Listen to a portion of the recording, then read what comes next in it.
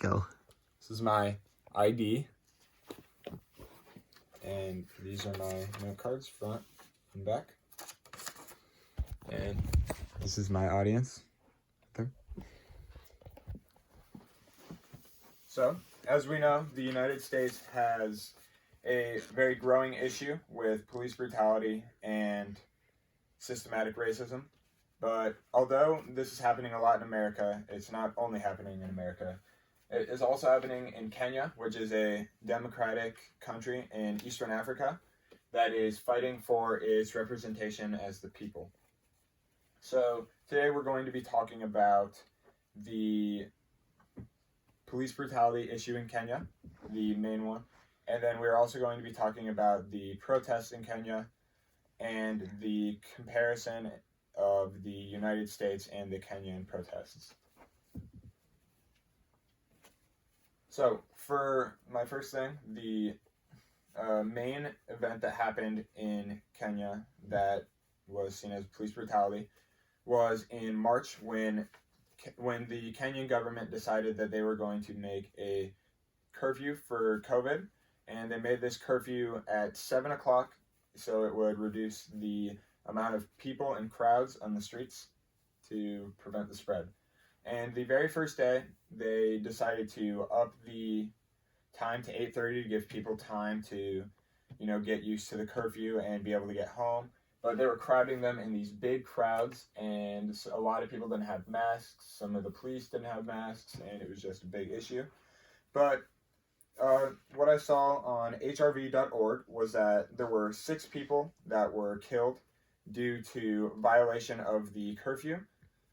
And these span from a 13-year-old named Moyo to a 27-year-old named Calvin Omondi. And again, this was according to hrv.org. And the weird part is that none of these police also had masks, so I just find it strange that the reasoning for killing these people was due to violation of COVID procedures. And as you can see, this would kind of get people very offended and would cause them to want to protest. So, this man right here is Daniel Arap Moi. He was a leader in Kenya over 30 years ago, and this starts the beginning of Kenya's kind of struggle for representation and their protests. And what happened was that there was a failed protest and a failed seize for power to overthrow this leader who was a dictator. And although it was failed, according to the Washington Post, the demonstration led to an increased democratic space, and there was a new constitution made in 2010. But now the people of Kenya are facing a bigger issue because now when they try to protest, they are being arrested. Again, the reasoning for these arrests are due to COVID, and it's not allowing any of the people to represent their beliefs.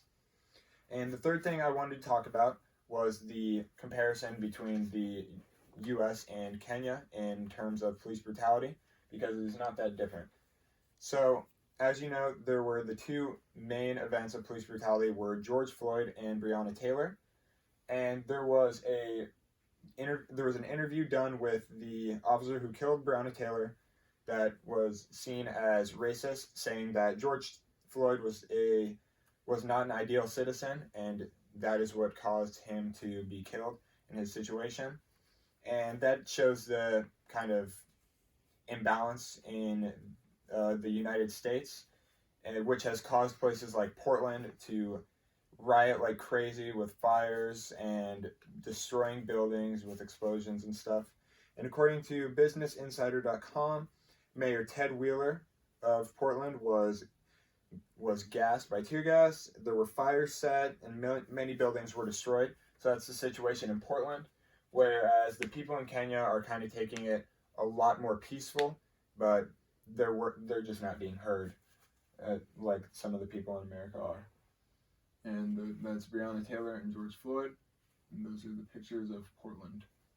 And so in conclusion, we have seen that Kenya and the United States are quite similar in terms of police brutality issues, although Kenya is taking a lot more peaceful route through their protests.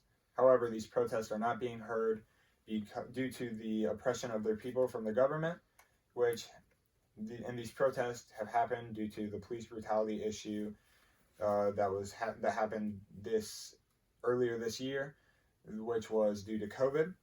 And so one thing that I would like to say is that uh, although Kenya does not get nearly as much attention as things like the United States for something that is literally the same thing happening but just in a different country, these places like Kenya and other third world countries in Africa definitely need to be heard and looked at just like the United States.